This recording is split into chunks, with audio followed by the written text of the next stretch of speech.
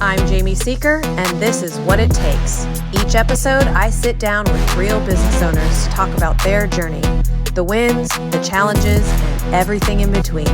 Let's dive in.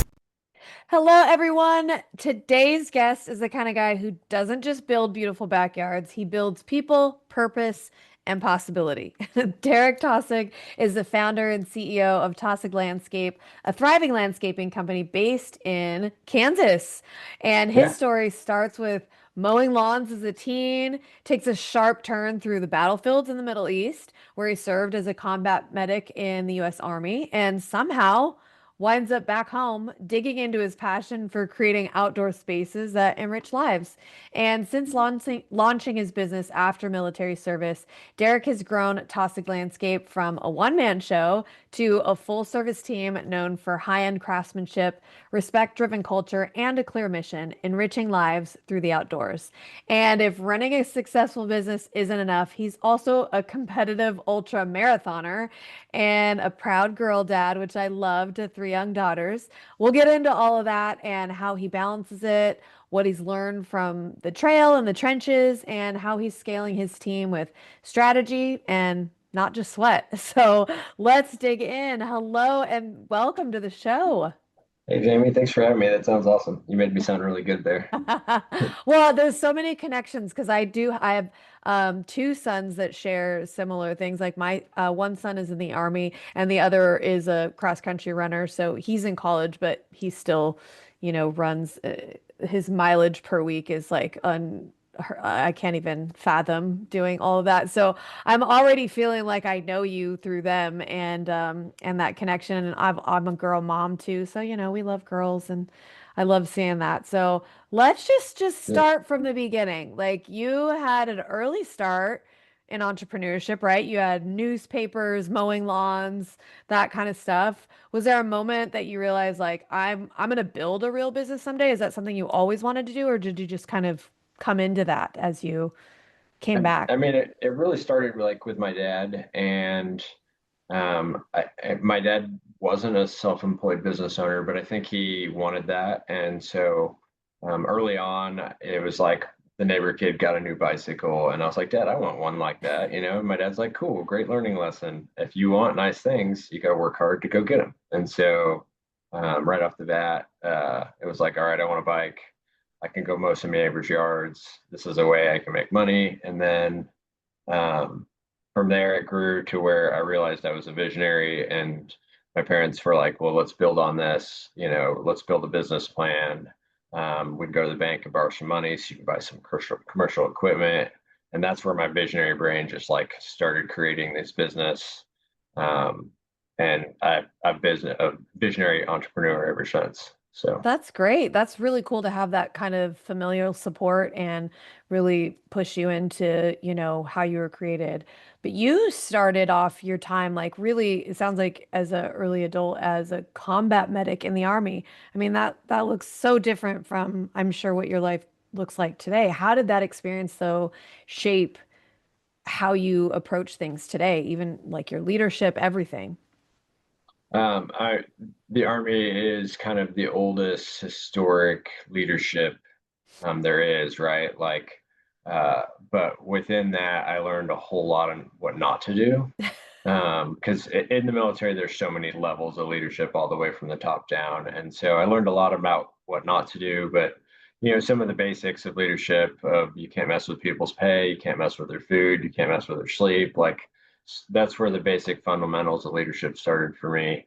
Um, and then it also I was in some bad units in combat and it wasn't very much fun. And then I was in some incredible like this is my brotherhood. I could call that guy today. He'd still like, go to war for me. So um I established what I wanted to build and what I wanted to create, what I wanted to be a part of by being in this military unit and serving in the trenches with these guys. So I knew I wanted that. How do I get that myself? Let's start my own business. Let's instill that culture and let's take it from there. Yeah, that's really great. And I think that that's what experience does for us, right? Like it can definitely teach us what to do, but sometimes the best lesson is learning what not to do. And, I've experienced both of those as well. And it is a stark difference. And you look at those traits of that are ingrained in what made this really great team and what made this kind of fall apart. And it does really start with the leadership every time, and who they are and what they bring to the table. So I think that's really good. But I mean, that's a long journey though, from going from like your solo operator, business, and obviously like you have this vision for a company to now leading a full service team. Walk us through those early days and how that transition and a lot of those things were built. Um, I mean, my plan was never even this big in the beginning, but the demand created it, right? And there are other landscape companies in town, but the demand for high quality businesses was there, and so that's really what pushed it was the amount of demand, and we still have that demand. Um, and what each level of those things were, they changed through the whole process. So at first, I am running a crew and then also working on a crew. So that's the first level. Like I got enough mowers to where I had two guys mowing for me during the day, and then I would go do construction myself. And then I had a laborer there, and so now it's me and a laborer plus my mow crew. And then eventually I'm now just sales. Um, and that's me working out of the business. Was I've moved into a sales role, which I thought was out of the business, but really that's not. And then That's what I'm laughing um, at. I was like, mm-hmm. so through each layer of that, like it's just a whole different story that I make for myself. And now I have an entire sales team, and I don't even do sales myself anymore. Like maybe some friends of mine, I'll go sell things here and there, but like I'm not a full time salesperson anymore. So um, it's just been the journey throughout. Yeah, how did you get to the point to realize like, oh, this was just me thinking that I'm not in the business anymore to being like, oh, okay, this is equal. I'm still in the business. I'm just in a different role and like decide to transition. There was never this written book that said this is how you do it. And I'm really even a college dropout. I was going to college for business classes, but I dropped out, and so really there was no guide for me to know these things. But they Kansas State University is our local college. They opened up this non-traditional course for executive development. And when I went to that, that was probably in 2017 or so. I was probably still a seven-figure business by now, doing $1 million a year. I think I had maybe 15 or 20 employees, but I had just reached the limit of my capacity at the time. Yeah. But I just didn't know anything about uh, setting goals and developing myself in professional development. And so I got into this executive development class, and that's really where I learned the meat and potatoes of building systems around everything, getting an employee manual, solving my problems long term. I went through this executive development course. And that's where I really learned, like, because I thought I was working outside of my business where if I wasn't there, my business was not going to run one more day if I wasn't there in that morning. Um, and so I was fully ingrained in it. And through this executive development, that's started my professional development career. And that's where I learned that I was still ruled and owned. And I just had a job at that point, right? And I probably a low paying job for the hours that I worked. Um, Right. Like you would never do that job if you didn't own the company, right? Like, yeah. And for those long hours, and I felt like I was making okay money, and I drove a nice truck, but really, probably $10 an hour for 80-hour work week or something. right. No, absolutely. Absolutely. And I love that you kind of reached out to your local resources and got involved because a lot of those college courses, I don't think people quite realize that. So I want to take a minute to like highlight that a bit. A lot of like Yeah, I'm in Arizona, so ASU does a lot of those executive courses that are meant to reach out to people just like you who yeah, maybe didn't take any college courses or have and just want to like hone in on these specific areas. So they have different executive courses that they can walk you through it. And, obviously with your story, as you can see with Derek, that like this is really good, applicable stuff that you can take back with you and say, okay, I'm definitely not doing this and help you see a different perspective. So, talk to me about some of those systems then, because one of the things that stood out to me that you said that I'm loving as like, we provide fractional COO services. So, like you're talking about your process, your manual,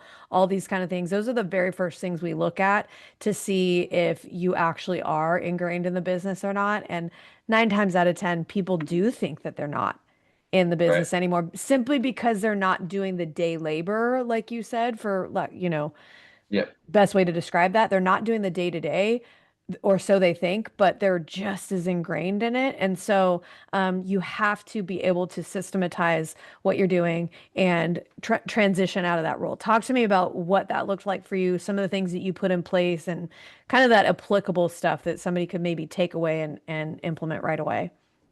Well, so when you have a problem, how do you make sure you don't have that problem again? I mean, that's the real basic way to summarize it, and you can go 10 different ways from that. So if you have a employee misunderstanding or problem where they quit and they want their last paycheck on Friday at this time, and it's like, no, you can't. And then they're like, well, why? And it's like, well, because I said so. Well, that doesn't not professional. Like now I could say, well, no, we're just going to do what the employee handbook, which I've given you, you have in your possession, and I trained you on it. We're going to do what that says. It's not what I like. It's not what you like. It's written. And now this is no longer a problem. It doesn't consume you on a Friday night. You just solved it. You have to turn in your shirts. You have to do this. You have to do this. Like, and then you get your last paycheck. This is the system. This is the thing that's in place. And you could just take that with anything within the business. When it's a problem, figure out you obviously need to fix the problem, but how do I avoid this problem again in the future? And as you solve the problems that come, you only have to learn the lesson once, then you have it solved, and now you get to move forward.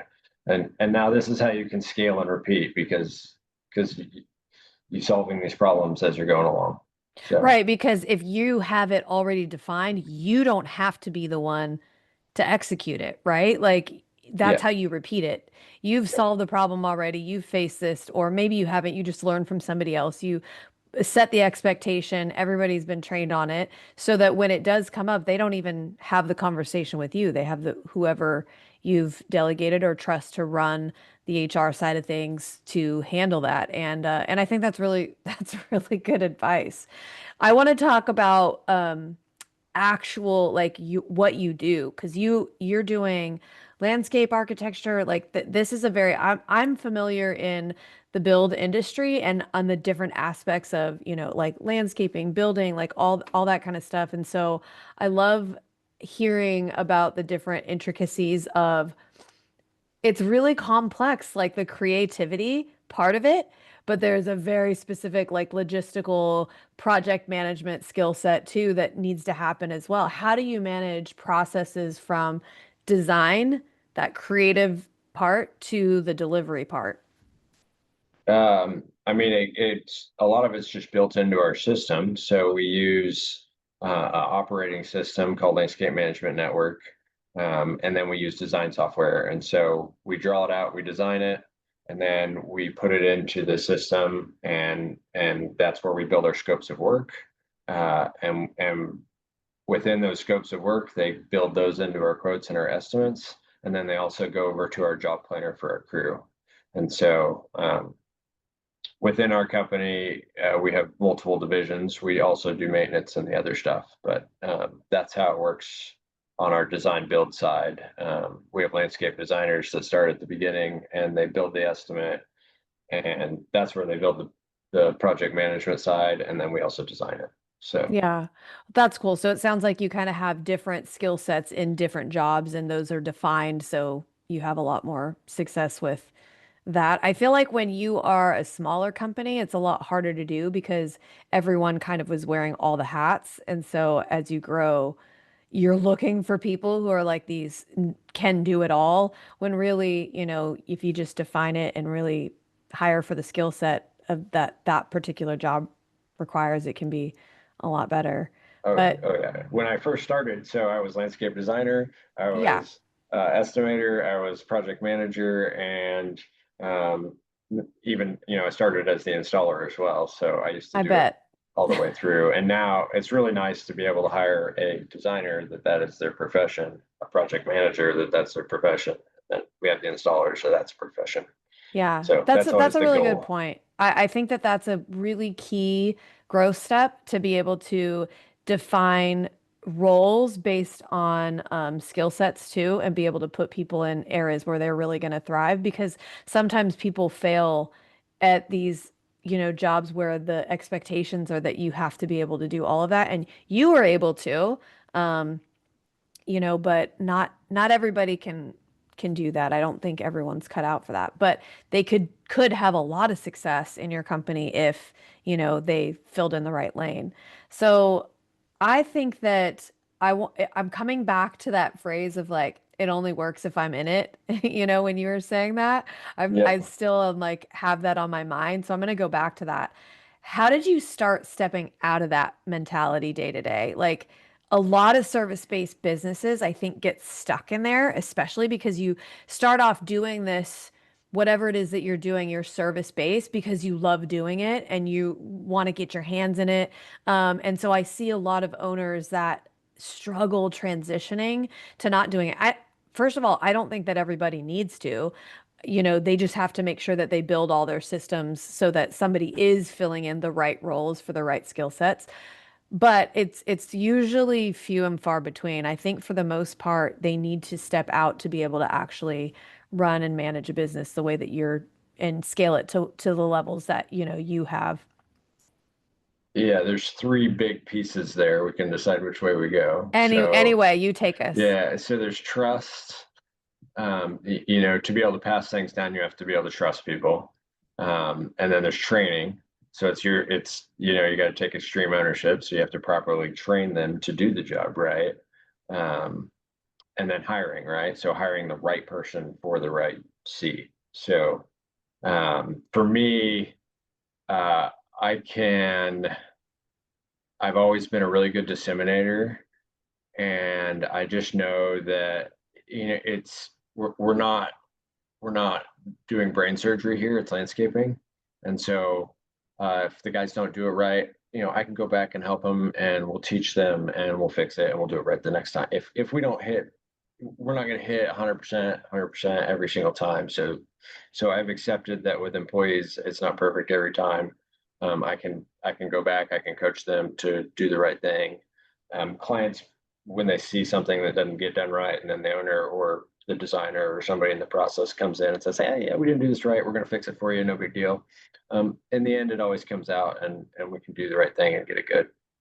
Um, Training is really hard in the landscape industry because we do so many things. I mean, from grading and dirt work to hardscapes to decks to patios to retaining walls to plants. Like, it's hard for us to be 1,000,000% training plan that you just watch this video and you're going to go be a professional landscaper. And so um, we just the best landscapers that I have, we've trained them up from laborers all the way up to the installers, and we just take the time to train them and train them right. And then hiring, there's a million different strategies there, but it's important to hire the right people for the right job. So Yeah, I think those are really good. Trust, training, and hiring, or maybe hiring, training, then trust. Like yes, it leads yes, to all that, right? Like yeah. they're all interconnected. But I think that's really good advice. So that brings me to our signature question that we ask everyone. In your own experience, what does it take to be a business owner? I mean, this is business owners tell all. We're talking about what it takes here. Not necessarily like the highlight reel, but like the real stuff, the things that you've actually been through. What do you think it takes? I mean, grit is probably, if you're going to pick one word for it, Yeah. like especially in the trades business and the service business, like some days it's going to be hard. Some days you're going to Mhm. wish that you weren't the boss. There's going to be days where you want to quit. There'll be days where you want to sell it. Um, but I just think it's good to grit through that stuff. Yeah. Not every customer is going to screw you over. So sometimes that'll happen and it sucks. But take a deep breath, do the right thing. You'll come out on top. And you got to keep grinding through it. And the more you do, and then you solve all those problems, the better it gets, and the less hard times that you have. So I wanted to. I felt like many times like it was too much. I should quit. I should just go be an employee. It, there's a lot of Fridays I go home to my wife and I'd cry to her and be like, I got to sell this thing. I can't do this any longer. But I wouldn't be where I am now if I hadn't held on and kept grinding it out. So Yeah. have the grit, keep doing it. Some days are hard, but you can get it. Yeah, I love that. And I think it's a good lesson, as a parent, as a leader, in your organization, anywhere, is the story's not over until you decide that that's the end. And if you're going to end it on that note, then yeah, but if you can have that grit and stick it out, then that was just a day you had, right? Or a period of time you had. And those times are just so. Like if you can keep going, it's not the end of the story, right? Yeah, So it's yeah. just a part of it. And I think that's lessons that we hope to pass on to our kids. And I think if we live that out, it's going to show out in wherever we are. So it's affecting the people around us, our employees, the people that we work with. So I love that, Derek. You said it, not just about growing business, it's about growing the people. I like that hiring to training to trust kind of correlation there that really stands out to me. It's building something with purpose. I mean, teaching you're saying the best people with the best skill set and know the most things are just people that you just brought along the way and trained them as they went. And I think that that's a really great, I mean, I'm going to call it a strategy, but it's just a really good philosophy to Yeah. have. So if somebody's listening and they want to get in touch with you, your team, what's the best way for them to find you, to reach out, all that kind of stuff? We're on all the normal socials, Instagram and Facebook. We can be found there, or TaussigLandscape.com is our website, and those form submissions go right to me. So, Okay, great. Yeah, that sounds good. So you are still in a lot of the day to day. I like that too a little bit. yeah, they go to other people, but I just see them also because Yeah, I like to. that's good. That's good to have that accountability. So, I mean, I think we also found you on Instagram for your bearded runner or bearded ultra runner or something like that. I love Yep, that. that's me. So you Yep, can that's me. find some beautiful transformations, maybe even a few running trails if you check out the socials. But if you're building something that matters, remember the process won't always be pretty. Have that grit, keep going. It's always worth it. I've never spoken to somebody who stuck with it that regretted that piece of it. Even if they end up selling it at the end, I think selling it on your own terms and deciding that you're wanting to bow out, not in like emergency mode, survival mode, it always has turned out so good. So this is Business Owners Tell All. Thank you, Derek, for sharing what it takes, and thank you, listeners, for listening, and we'll see you next time. Would you or someone you know like to be featured on this podcast? Our applications are now open. Apply today at seekersolution.com and click on the podcast link to get started.